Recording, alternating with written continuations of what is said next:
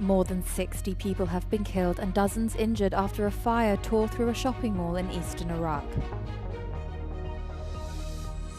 European Commission President Ursula von der Leyen proposes a massive €2 trillion budget for the upcoming financial period from 2028 to 2034. The United States said all parties involved in the fighting in Syria agreed on specific steps to bring an end to the clashes, Secretary of State Marco Rubio said. His statement followed after Israel launched a rare but powerful attack to the heart of Damascus on Wednesday. They said they were protecting the minority Druze community. Syria's interim president Ahmed al-Sharaa, however, denounced Israel's actions. He said they sought to sow division and emphasized that Syria's priority is to protect its citizens. كما أخص في كلمتي هذه أهلنا من الدروز الذين هم جزء أصيل من نسيج هذا الوطن. إن سوريا لن تكون أبدا مكانا للتقسيم أو التفتيت أو زرع الفتن بين أبنائها. نؤكد لكم أن حماية حقوقكم وحريتكم هي من أولوياتنا، وأننا نرفض أي مسعى يهدف لجركم إلى طرف خارجي أو لإحداث انقسام داخل صفوفنا. إننا جميعا شركاء في هذه الأرض، ولن نسمح لأي فئة كانت أن تشوه هذه الصورة الجميلة التي تعبر عن سوريا وتنوعها. The unrest in Syria's Soweto province began with tit-for-tat kidnapping between Sunni Bedouin tribes and the Druze community. On Monday, government officials who were sent to restore order also clashed with Druze fighters. Shortly following Israel's intervention, Syrian government officials and Druze leaders announced a renewed ceasefire on Wednesday evening. 6 months after the fall of Bashar al-Assad, Syria's capital, Damascus, is filled with optimism. Although the country's economic reconstruction is far from easy. The potential impact of a broader regional conflict should tensions between Iran and Israel escalate remains to be seen. 90% of the population still lives below the poverty line, but the lifting of sanctions by the US and the EU brought some relief. The dominating actor in Syria today, Hayat Tahrir al-Sham, has been quite successful despite its jihadist background to normalize itself on the regional and international scene. And this has been materialized by the lifting or the relief sanctions is something positive. It would allow for facilitation of trade, of food assistance. You have high unemployment. Migration of young skilled workers is still the case. Agreements with foreign investors were signed within hours of the announcement. Syrian banks are being reconnected to the SWIFT system, although a sustained economic recovery still depends on several conditions being met. If we do not tackle structural challenges of the economic system in Syria, this will unfortunately only increase social inequalities in Syria, reduce the significance of the productive sectors of the economy, etc. Trump's decision to lift sanctions has received a warm welcome here on the streets of Damascus. That was followed by the EU's decision to do the same, a move seen as a way to offer international support to the country after the fall of Bashar al-Assad. But the scale of the challenge is immense. Economic recovery will require massive investments, most of which will likely come from neighboring wealthy countries. Together with that, millions of people displaced by the conflict, both here and abroad, will need to be resettled. Giorgio Orlandi for Euronews in Damascus.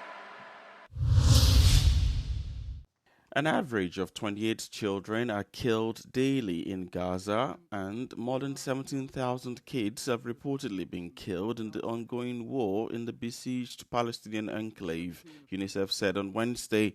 Speaking before the UN Security Council, UNICEF Executive Director Catherine Russell said each of the territory's 1 million children has faced immense suffering. According to UNICEF, these children will face lifelong impacts. Over the past 21 months of war, more than 17,000 children have reportedly been killed and 33,000 injured in Gaza.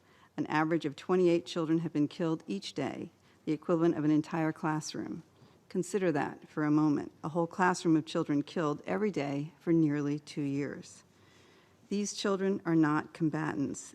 They are being killed and maimed as they line up for life-saving food and medicine. Meanwhile, at least 20 Palestinians were killed at a food distribution center in the Gaza Strip on Wednesday, mostly from a stampede. The Gaza Humanitarian Foundation accused the Hamas militant group of fomenting unrest at the food distribution center, causing the stampede.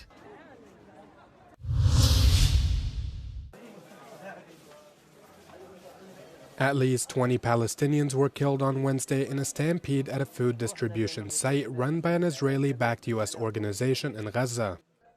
It's the first time the group has acknowledged deadly violence at its operation, despite reports of Israeli soldiers opening fire at Palestinians queuing up multiple times. The Gaza Humanitarian Foundation says 19 people were trampled in the crowd crush, and one person was fatally stabbed at a hub it operated in the southern city of Khan Yunis. The organization accused Hamas of instigating panic and spreading misinformation that led to the violence, but provided no evidence to support those claims. Gaza's Hamas-run health ministry and witnesses said GHF workers used tear gas against the crowd, inciting a panic. Palestinians who were at the Khan Yunis site also say stun grenades and pepper spray were also used on the crowds of people lined up. Dozens more were injured and were transferred to nearby hospitals for treatment. Gaza's health ministry says it's the first time people were killed by a stampede at an aid site.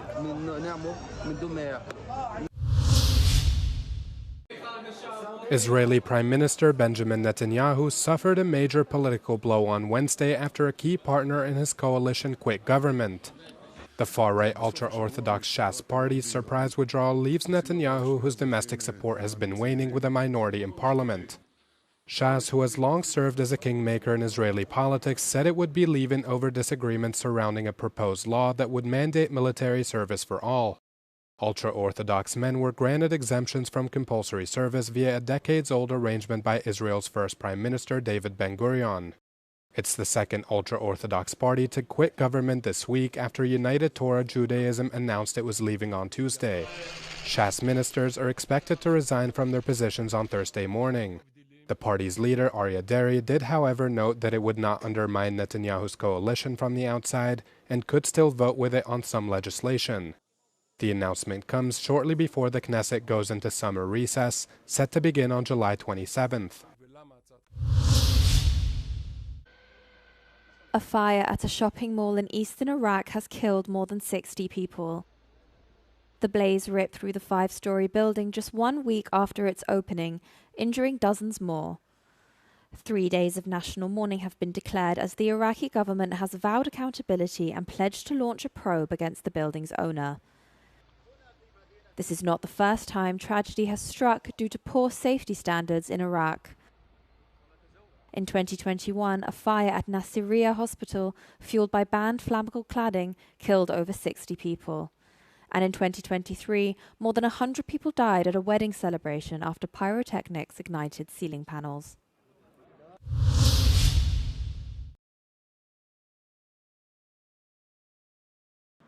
Growing scrutiny against espionage is leading higher institutions of learning in Denmark to reject foreign researchers, as officials report threat levels to be high. University authorities in the Nordic nations say they are particularly vigilant when researchers come from Russia, Iran, and China, as sensitive Danish research must not fall into wrong hands. De vil afvise med udgangspunkt i, at de vil få adgang til information, som vil sætte dem i en risiko for at blive sat under pres for at udlevere den information til en anden magt. Altså avanceret teknologi kan anvendes af rigtig mange magter.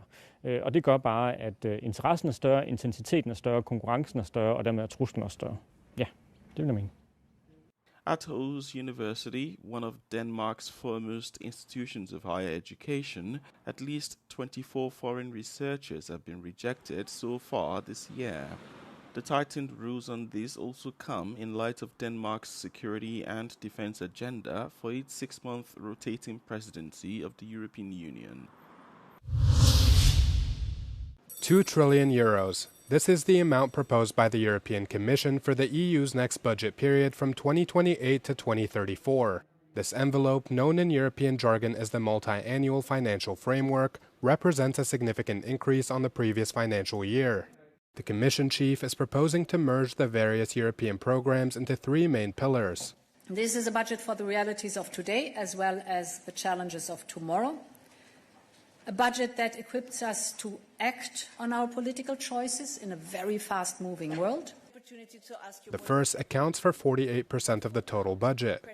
It covers agricultural policy, cohesion, fisheries, and social policy. But this regrouping of historic European programs into a single envelope is causing concern among the member states and the farming community. The second concerns the union's competitiveness. Allocated 410 billion euros, or 23% of the proposed budget, this envelope is intended to finance innovation, industry, and clean technologies. These are all elements that must ensure European sovereignty. This envelope also includes budgets for defense and space sectors, where funding has been increased fivefold. The third pillar, roughly 11% of the proposed budget, concerns Europe's place in the world, like strategic partnerships, humanitarian aid, and the enlargement of the Union. The Commission is also proposing a reserve of 100 billion euros for Ukraine. À peine présenté, ce projet de budget fait déjà l'objet de critiques. Les rapporteurs au Parlement européen évoquent un manque d'ambition et estiment que les calculs budgétaires ne tiennent pas la route. Ces eurodéputés soulignent que ce cadre menace des programmes historiques tels que la politique agricole commune. Enfin, ils craignent que cette structure favorise 27 programmes nationaux aux dépens d'une vision commune. Grégoire Laurie, Euronews, Bruxelles.